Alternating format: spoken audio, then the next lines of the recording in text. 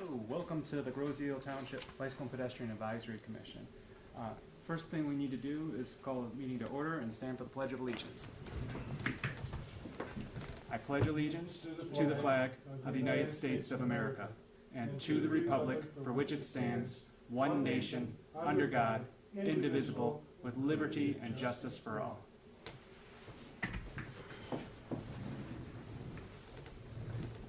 So you have the agenda before you. I was wondering, is there any additions or deletions to the agenda as presented?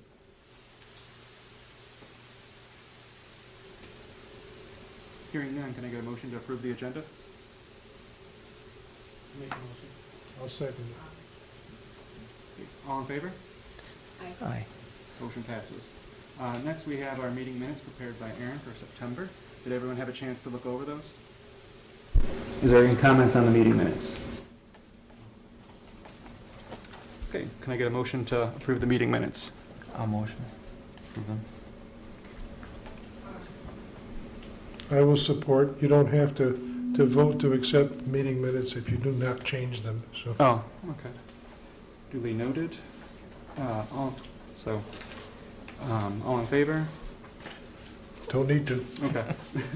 All in favor of not doing that? Great. Okay.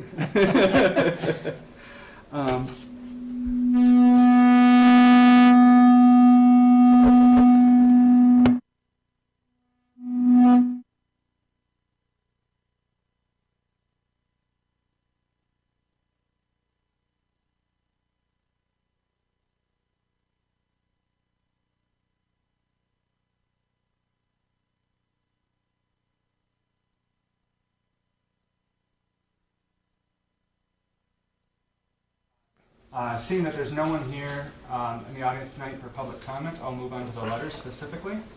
And we do have one letter, and it comes from James Stanko. I'll read it aloud to you guys now. The many bike paths on Grosseal built within the last few years are great. I use them often. I especially enjoy the paths that cut through the woods and get off the main roads. Anyone involved in their construction and maintenance is to be highly congratulated for a job well done. But there is nothing more enjoyable than taking a bike ride down East or West River Road and taking in the view. As of now, if we do that, we are taking our life into our own hands. I have lived here 14 years and have seen a few close calls when biking on East or West River. And now, with the use of smartphones and texting while driving, I believe it's a matter of time before a serious accident occurs. It's time bike paths are built on either West River or East River Road. If not a bike path, then at least put on a shoulder on each side of the road, and that may help. As it is now, there are long stretches on both East and West River where there is no shoulder, and that is an accident ready to happen.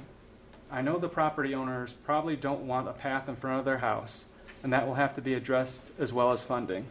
The advisory committee has done a great job so far, and I hope it continues to do so in the future. Sincerely, Jim Stanko, HCL Jackson. Well, I want to thank you for your comments, and duly noted, as we're moving forward with the non-motorized plan, we'll make sure to put that in the record, and whereas we're compiling everyone's public comments and doing research about where is the greatest need for bicycle and pedestrian facilities on the island. With that, I'll close the public comments, but I did want to take a moment of silence for Ryan Matthew Arvin. He was killed in a bicycle automobile crash last Saturday on West River and Bellevue. Our prayers and sympathy goes to his family. So if everyone can bow your heads and for a moment of silence.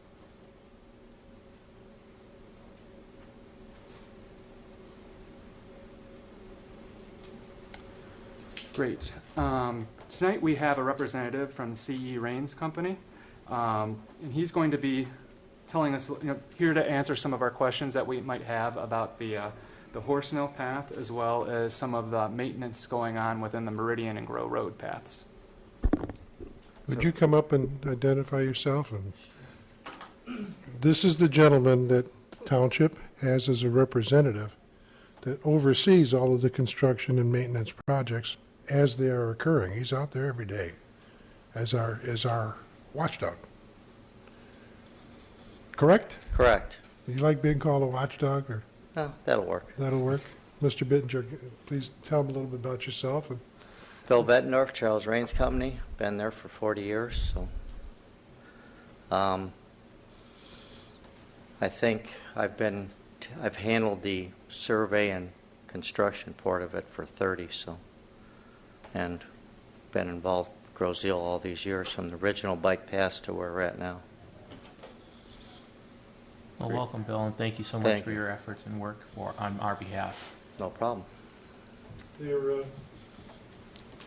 with any project, when you have a project of these types, there's a period of time of inaction, and there's a period of time where people are getting impatient, and there's another period of time where people see the finished product, but not the completed product, and know it was done all wrong. There are things that come up, and we call those issues, and they go into a device that the township refers to as a punch list. Before Correct. the project is completed, the punch list has to be completed. And so items that will appear on there are issues that Bill has seen himself, or that people have talked to him about. And tonight's your opportunity as commissioners to speak to your concerns, if you have any, as to what's going on at all of this construction. Great. Currently, would you like a status report where we're Please. at now? Yep. The bike path on Horse Mill, Campo is in the process of completing the storm portion of that. Why he waited at the end, it's his schedule. But we're doing the storm now. That should finish that intersection. We still have the asphalt to finish on the north end of Thoroughfare. That piece of approach that goes north on Thoroughfare Road, that asphalt needs to be extended to include the bike path crossing. That'll be done with the asphalt overlay at the intersection of Park Lane and Horse Mill, because that's asphalt overlay as well. So that'll all be done together. And there are still miscellaneous restoration items to finish. There's a few drainage items to finish here and there. There's signs to finish, striping to finish, so there's still a fair amount of work to go to finish that project. Some of the folks have had questions about seeing a couple of longitudinal cracks on the new path on Horse Mill, and I'll leave it to them to address them with Okay. you. Yes, well, we were out there just a few weeks ago to dedicate the path, which was one of the highlights, I think, of this commission, to be able to put forth a new path for the residents of this island. Many of us walked and biked the path, and we saw some cracking in the new asphalt area. Where was that? A couple cracks were about probably 50 to 60 yards to the west of the Presbyterian Church, right in that section right Okay. there. There were several cracks that were maybe a Okay. foot long. We'll look into that. I mean, we have not walked the project yet, so that's still not complete. Yeah, Now that- we figured as- it was probably settling and stuff Well, that caused some yeah, of that. hopefully that's what it is. But Okay. when the project's complete, we'll walk it from one end to the other and update that punch list. I think you have the one that the preliminary. I'm supposed to get a copy of it tonight, but it didn't come yet. Oh, because it was emailed in. Okay, was yeah, it was supposed to preliminary, be. and that was just the signs, finish the drainage and things that I mentioned earlier. So most things they'll be put on the list when we walk it. The important thing for these folks to know is that if they have something that they've seen, and we've seen a couple of bird Absolutely. baths in the new path, Correct. and those will be corrected. Yep, they will. But Yep. again, we have to walk the path, mark the path, and I've asked to be a party to that. Okay. And when the time comes, I will stroll with you. That will be hopefully within 2 weeks. All right. I mean, we still have signs yet, and it's going to be how that scheduling goes. We still have road striping to do, as you still have the pedestrian crossing at Meridian. You still have pedestrian crossing at Thoroughfare. So.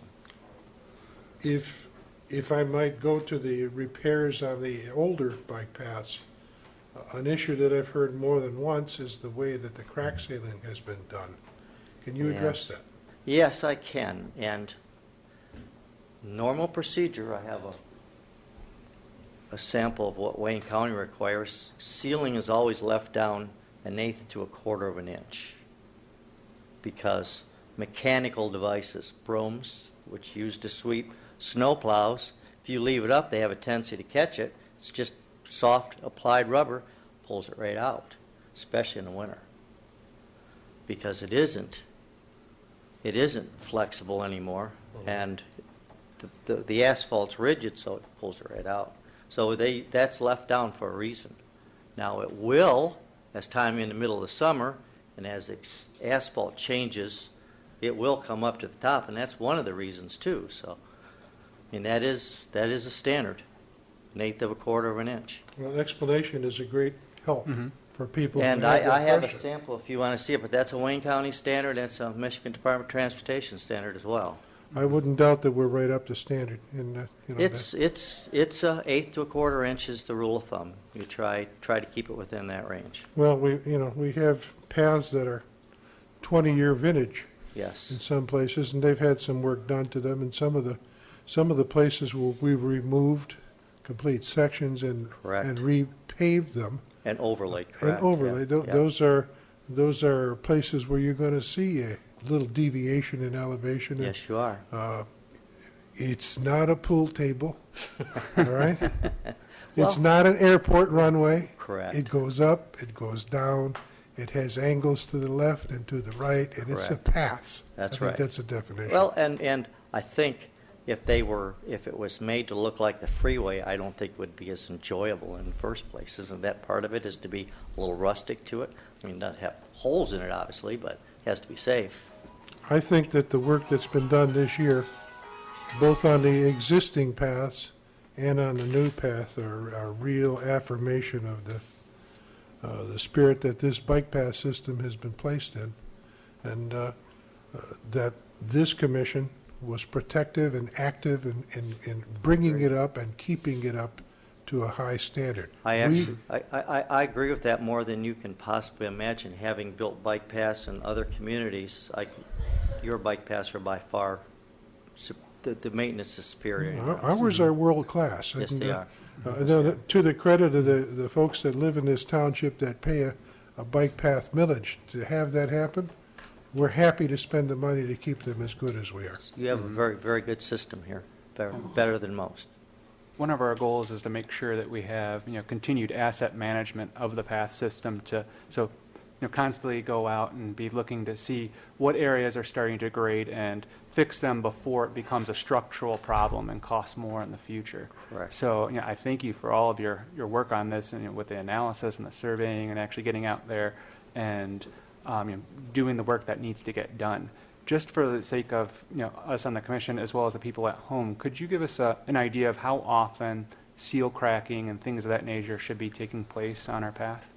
Well, it'd be easy to say as needed, but that's the shortcut. The correct way is, in my opinion, every 3 to 5 years, the whole thing should be analyzed from beginning to end.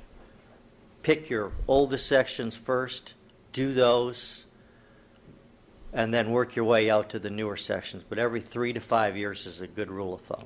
Reel me in if I start getting too far afield here, but these bike paths are made out of asphalt. Correct. Asphalt is extremely sensitive to ultraviolet rays.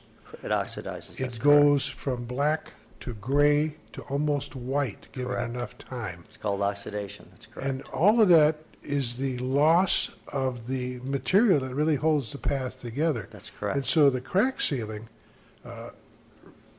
is just, or the seal coating, the seal coating is what really extends the life of the path. Yes, it does. The crack sealing's going to happen.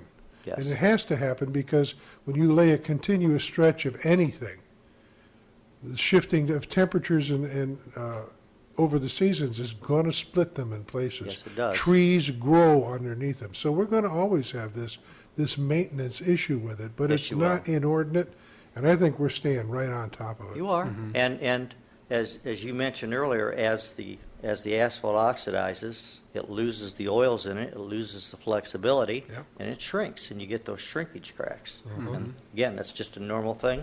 And the seal coat helps. It's not a cure-all, but it helps. It buys time. It extends life. Extends the life, correct. It's maintenance. It's asset management. That's Yeah. correct.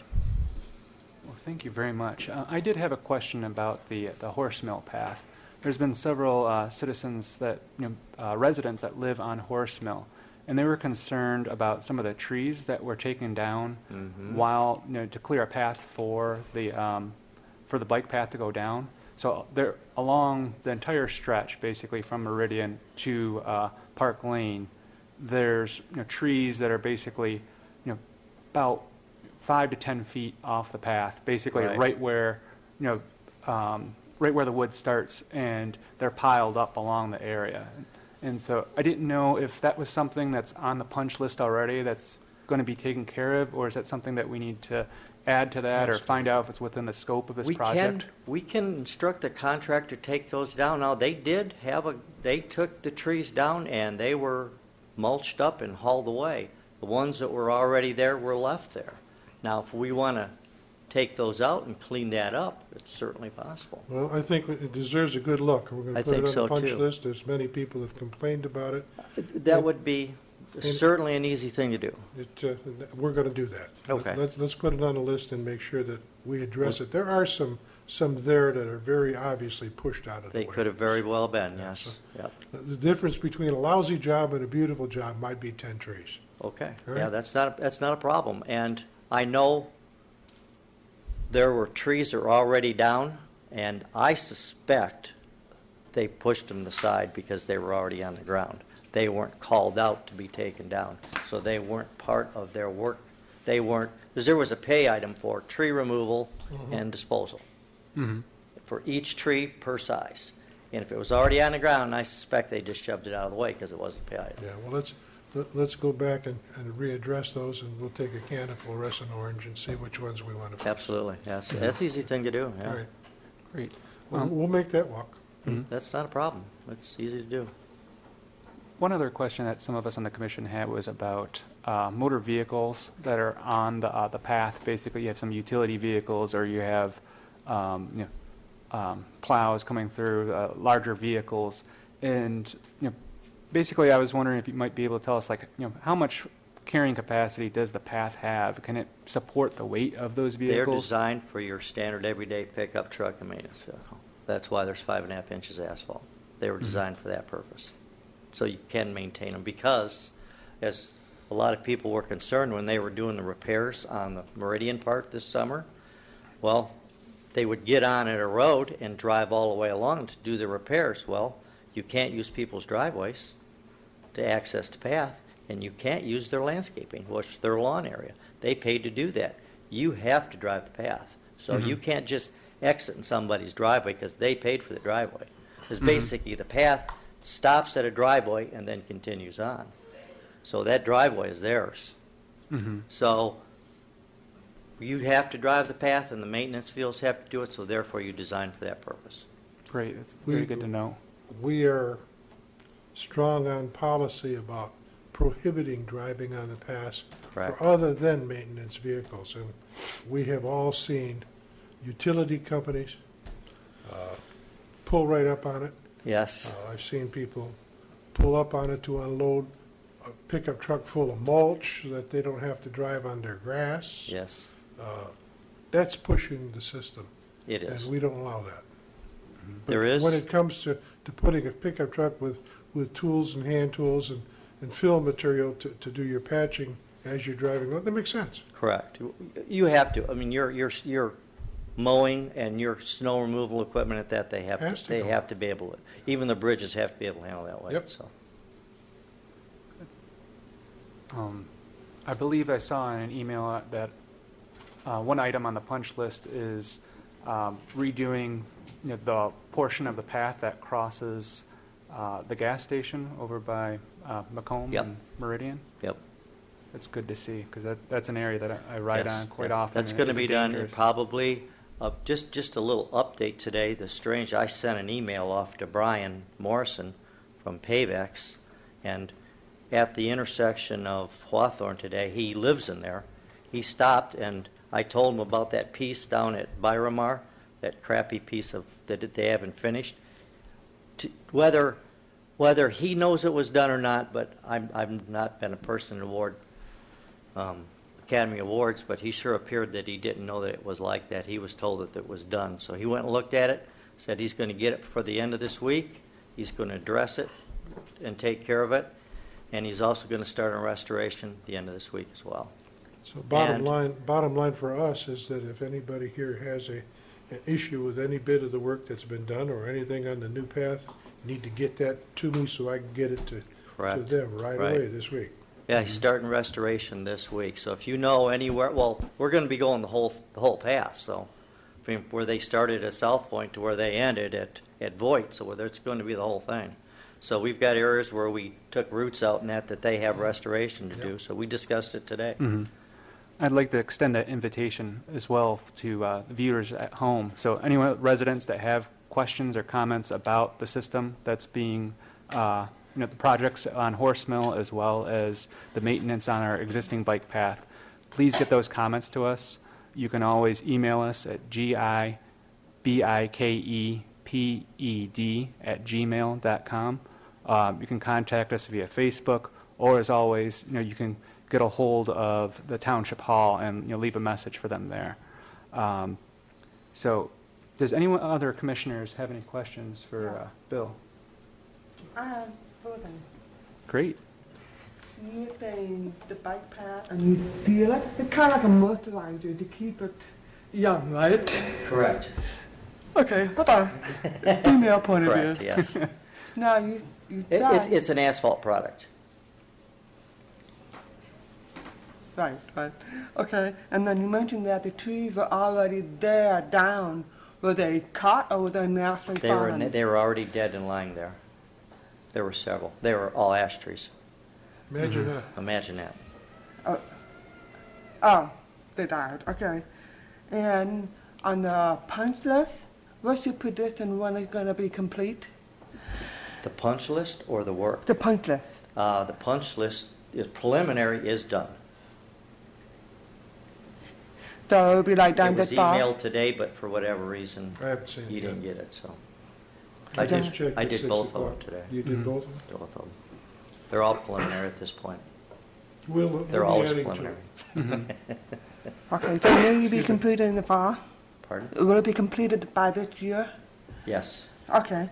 And lastly, kind of off subject, the bike path, like south part, you mentioned about rather cracked and then they scrape it out and they put asphalt on. Are you planning to cover it or leave it like that? Well, it stays like that for now, and then hopefully, in For now. next year or two, now that we've done these repairs, and once that oil bleeds off and it starts to oxidize a little bit, you can come back and seal the path again. You shouldn't do it in the same year. No, But- it doesn't hold well. That's correct. You don't get a bond, right? There's just no porosity. Too or much oil absorption. coming Yeah. back through still, yeah. Great. So is there any other questions from the Okay, commission? thank you. I'm sorry we brought you out on That's on okay. a night when the Lions aren't playing and the That's Red all right. Wings are and the Tigers are playing and I hope winning. I don't know. The other end of this table is really concerned about that. So thank you very much for taking the time with us and long-term devotion to Grozio. He's a good man to have on our side. Thank you. Bill, excuse me, we still have a few more questions. Sure. Thank you for coming to answer them, first of all. I guess to Jane's point, when she was talking about the cracks are scraped before they're filled. Right. I feel like some of the cracks look much deeper and wider than they were previously. Is that normal? Yeah, it would be. Well, that's the process, actually, is the device actually, it's called router, and you actually make it wider and deeper so you can put an adequate amount of material in it to stay. Otherwise, if it's narrow, you just put it doesn't stay. You have to have enough surface area to bond. Thank you. That's all. One last question. Thanks for coming tonight. One question I have for consideration on amending our ordinances to oversee the bike paths is, you stated that it's designed for some equipment to go on. Could you give me a range of what weight you think that would be? Maybe 10,000 pounds gross vehicle weight, or would that be a safe number? I'd say I would say probably closer to 8,000 pounds an axle. Okay. Yeah, probably 8,000 pounds an axle would be more than adequate. I mean, Okay. it's more than adequate for that. But that's something we're going to consider with the new ordinance, to keep heavier equipment off, maybe utility vehicles, maintenance vehicles. Yes. Smaller maintenance vehicles that we use would stay under that weight rating, but the heavier vehicles would be prohibited by ordinance then. Yeah, it's easy to do, but hard to enforce, unfortunately, as you know, Yes. because utility companies just think it's their access to that utility pole. We've dealt with it for years, we've dealt with it forever. Sure have. Okay, I've thank you, chased Bill. my share away from them, too. I know. And- It- Wally, does our Metro funds, does that sort of cover some of the impact that the larger vehicles might be having on our bike paths? Because they pay, utility companies pay into that. And I was wondering, was that one of the purposes in case there was a vehicle that does damage to the path specifically? That's correct, but they're not supposed to abuse the privilege, and you're supposed to notify before they go on the path. Now, there is something to consider. It's possible, maybe we want to take a look at the signage, and maybe consider signs that are, where places where people do access, maybe some additional signs that are a little more clear, that no motorized vehicles on the path, or something to that extent, because now they're only in places where people can access it, road crossings, places like that. Maybe we want to consider some maybe bigger signs, something that, I'm kind of anti-sign myself. I know, it's, We can post a sign at the entrance of the island, and it notifies them when they come on. it says no motorized vehicles, yes it does, so, it does, at every place, and yet you still see people driving on it. Mm-hmm. Well, there's a lot of signs that say 70 miles an hour on the I- expressway, so same effect. Exactly, exactly, so, Thanks again. Yeah, thank All you right. so much for your Thank you. time. okay. Thank you. The next item on the agenda is an update about the drinking fountain. So I was not at the last meeting, so if any of you guys want to give a brief update about what happened at the last meeting for the viewers at home, as well as we can talk about anything that's happened since then. Well, I discussed it yesterday night, so perhaps I can do that for you. Great.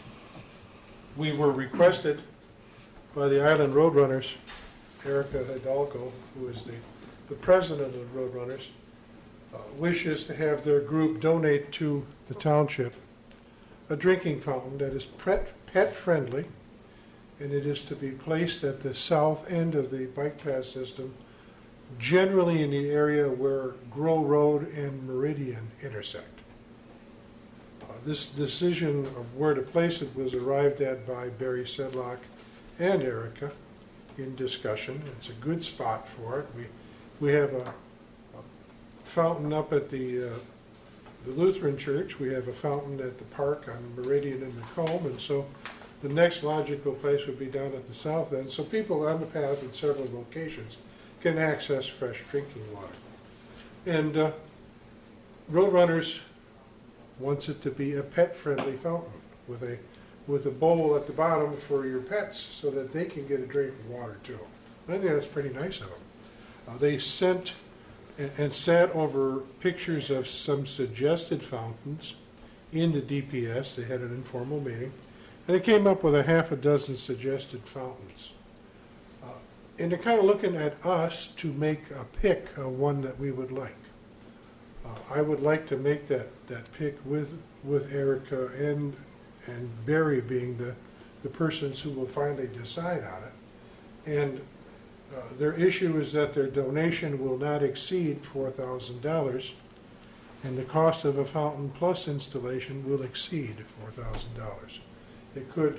Installation estimates are about $3,500 to $4,000 strictly to install it. And when you're looking at a fountain that is $25,000 to $4,000, it's easy to see how it will go. So I asked for and got a discussion item on last night's township board meeting, and said, if we pick this fountain and we place it, we need to let the Roadrunners know yes or no, we're gonna do this. But in order to do that, some funding has gotta come in there to make up the difference. Got a general feeling that that was gonna be acceptable. And so at the next township board meeting, I will be placing an action item to purchase a fountain and install it, accept the donation from the Roadrunners, and make up the difference. And in the spring, we'll put a fountain down at the south end. Would it be wise for the township to reach out to one of the active groups such as Kiwanis or Optimus to see if they would help fund that? Because that's right in their wheelhouse to be able to support things like that in local communities. It's certainly within anybody's purview here to make that request or the inquiry. Or Knights of Columbus. And then bring it, and Knights of Columbus. Steak dinners just went up to $23. Your point's well taken. You know, if there are some civic organizations or some donors out there that would like to make a contribution to help defray that cost, I think Island Roadrunners has stepped up with a big chunk. So if there is anybody else out there that would like to add to it to make up the difference, I think we'll get a stopgap so that we can pay it, but it'll probably have to come out of some fund like the general fund. And the township board has to make a motion and vote to approve that. But if we made that approval and then somebody came up and said, we'd like to donate $500 towards it, we'll put a plaque on the fountain for them, And that's always a good thing. But I don't think we need to make anybody wonder anymore. Let's proceed as though we're not going to. Let's say we're going to get the fountain put in, and I'll make it an action item at the next meeting to do that. Again, if anybody wants to pay off the balance or a part of it, we would welcome that and appreciate it. But if not, the township will have to draw it out of funds. So do we have a total cost for it? Somewhere, depending upon the fountain that's picked, they're as low as $2,000, and the sky's the limit, but we saw them $3,800. So we're looking at probably $7,000 to $8,000 as a total expenditure installed and running. And, there's also a thing that the township has to consider. They have to winterize all 3 fountains every year. Mm-hmm. And that cost, does that generally come from the water department or? Yeah, but it's cost. Mm-hmm. Do we know how much that generally does cost? That way we can let people know. Probably a day's work between the 3 fountains. Okay. Not a big thing, but something goes wrong with the fountain, somebody vandalizes it or runs it over, or the sky's the limit on what could happen there. Yeah. There's going to be, always is going to be what ifs. Let's proceed without the what ifs and get it installed. I will work and represent to the township that this is a great investment, and I think that I can feel some confidence already in it. I can't vote for everybody, but you can feel that way. I think this is a great opportunity, and since the township board has at least expressed a level of interest in pursuing to match the funds to make this happen. I've done some individual talking. So I think it's good to move forward on that, but at the same time, Rob, I do like your idea of reaching out to others within the community. I believe a couple meetings ago you talked about possibly doing donation bricks for around benches, around fountains and things. So as we move forward, let's keep that in mind. So that way, we might be able to, keep some of these costs away from, our taxes itself. Yeah. I have an idea, like community involvement. I'm kind of thinking the Girl Scouts, Boy Scouts, kitty group and stuff, maybe we can have a contest. Maybe Ann and I can have a contest throughout the winter. The class of whatever earn the most money when applied. We got a bunch of groups involved. We get to pay it off and we give them a prize of something. Maybe get the schools involved because they like to bike, they like to walk, and they have dogs. Yeah, there's some great opportunities out there, and we should talk about these more in some of our upcoming study sessions. But as Wally said, let's move forward with this. We're not going to get that money for right now because we don't want to lose. We're very touched by the gesture that the Island Roadrunners have done for us, and we don't want to lose that opportunity either. To be a nice goal to focus. Very Yeah, simple. If well, somebody says, that's I a want goal. to give you $4,000, you don't say, no, thank you, Exactly. period. I would It's think great that that they would did it. work on our behalf to become a nonprofit organization too, so they can benefit from donating money to us in the form of a tax write-off. That's something we should consider also with donations. You think It's it's a something like 501(c)(3). Friends of the Grosio Bike Path? Or, I wouldn't know, but I mean, if somebody's going to donate $4,000, that's a lot of money. And I think that's one of the first things they would ask is this a tax deductible donation? So I think that needs to be considered. Also, we didn't mention that the drinking fountain should be ADA compliant. I mean, we've talked about the rights of dogs to drink water from it, but we really need to keep in mind that it should be without question ADA compliant. Every one of them was. Okay. Every one of them that they selected was. Great. So maybe we can comment on They were all 2 bowl, and then the pet friendly makes it a 3 bowl. So the email that we did get from Erica did have a variety of choices, so maybe after this meeting or sometime within the next week or two, we can exchange our ideas on which one we think is the best choice. Any other questions about the drinking fountain? Great. Next item on the agenda is the joint survey. I just want to let you guys know that I have been working with the Open Space Committee on a joint survey. I met with Pat Nelson last month. We're going to be meeting again in about a week. And we're looking at doing a joint survey because both the Open Space Greenways Committee is doing one, as well as we've expressed an interest in doing a non-motorized survey. And we thought it would be good to have one survey for residents to take rather than having individual surveys, especially in lieu, as Wally, you had mentioned at last night's township board meeting about how we're kind of taking care of the same thing, but just with a little bit of a different nuance. Us with a lot of the hard surface trails, as well as roads, and then open space and greenways with soft surfaces and trails through the open space, as well as we do have others in recreation and the Grosio Land Conservancy that play a role in that as well. So what we're trying to do now is develop a list of questions, or what we're trying to find out from people before actually developing the syntax of the formal question. We want to make sure it's not loaded and it doesn't sway somebody's opinion one way or the other, but at least have a section of goals of things that we want to find out. So what's people's opinion on trails? What's their opinion about hard surfaces? We also want to make sure that we are able to have the survey reach out to a good cross section of residents on the island. So make sure that we're not just doing to a select group, but we also have different age groups within the island, different users, people that don't use the system. We're going to try and do a lot of those checks, and we view that this is kind of going to be an ongoing process. This is the first year for the survey, and I'm sure that there's going to be things that we can improve upon. But if it's an annual survey, we can look at it, the last survey, see did we get the answers that we were, did we get our mission out there, and there's ways to improve upon it in the future years.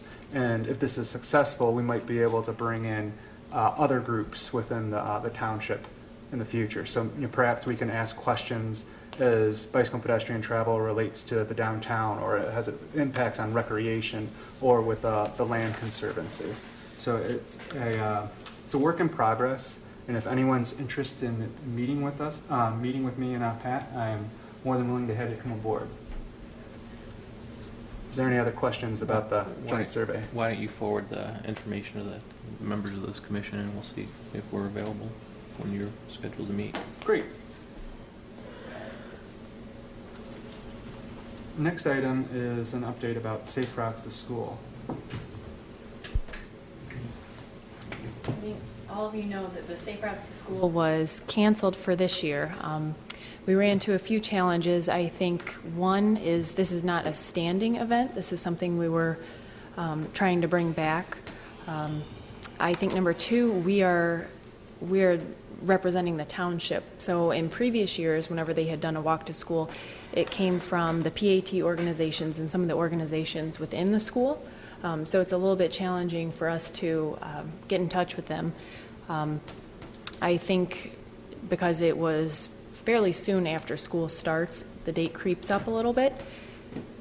And also there was meat testing. So hopefully we can overcome some of these challenges and do it in future years. So save the date, May 7th is the National Bike to School Day. And maybe we can get started on it a little bit earlier and get some cooperation with the schools and plan a good bike to school day. And then hopefully the walk to school day in the fall will be a little bit smoother. Does anyone have any questions about the Safe Routes to School program as it is right now? Great. Thanks. Do we Last have item- to do it on that day? We don't have to do it on that day. We could do it whatever day we want. But in going with the National Day, there are a lot of resources available for us. They actually have a website and a database you can put your school in. You can have a contact that you provide them so that students and parents can look up the schools and see which schools are participating. You know, some of the schools really get into it. The principals have big assemblies, they have local heroes come and talk, and you know, you can make it as big or as small as you want, but I think you're really at an advantage if you go along with the National Day because of the hype around it and again the resources. They have people in your area that you can contact and they'll provide pamphlets and different things like that. But to answer your question, we don't have to, but I think if we can, we should. Okay. Great. The last item I had under old business was the subgroups. And this is just to let people know at home that we'd like to be meeting more often than just at this meeting once a month to get things going because there's a lot of ambitious projects that we have. So, for example, moving forward with a maintenance plan, ideas of addressing intersection safety, of course, our official non-motorized plan, and educational opportunities, which that would involve safe routes to school, but also the bicycle rodeo events or other literature that we might want to put out about, you know, safe traveling or ways to encourage people to be being physically fit and doing more walking and biking. We also have a subgroup about outreach. So, you know, how are we getting our message out to the residents and having that active participation? So, you know, comments about the website, as well as what we do at Island Fest, or you know, putting articles out for newspapers and blogs, as well as you know, other opportunities. That all falls under the outreach subgroup. And additionally, Rob, I believe you mentioned about having a fundraising group in the future. So this is just a draft list of subgroups that we'd like to do, and we've had some volunteers for that. And we're still working out the dates for those, but once we have any official dates, we will post that on our website, as well as if we can put a little notice on Facebook or some things of that nature. We'll try to let people know about when those subgroups are meeting if they'd like to be involved with those as well. Alan, do you have anything that you'd like to add about the subgroups? I don't.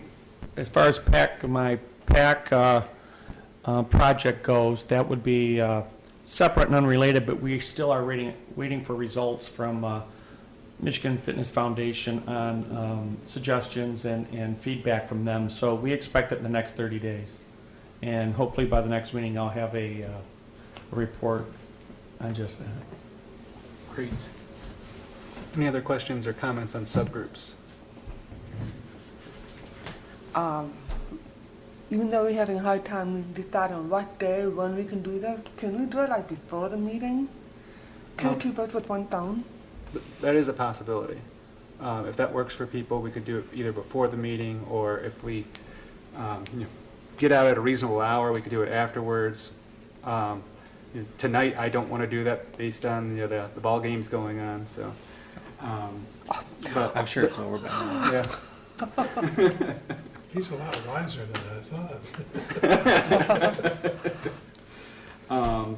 But yeah, so please let us know what's convenient for you. And then if we have a set date that we're going to be meeting for these subgroups, the topics might vary based on the time of the month. So one time we might be addressing intersection safety, and another time we might be talking about the non-motorized plan. So as we mentioned before, you wouldn't have to come to, we wouldn't have to have the whole commission here, but it would be nice if we could at least get a good section of it, maybe about 3 people or so. Just as an aside to the subgroups discussion, you probably received a copy of a letter from Bert Urbani talking about the input from the Grozio Nature and Land Conservancy to the situation that I addressed last night. And that looks like it should have its own joint group, and not everybody needs to attend it, but it should be more than just one person from each of the commissions.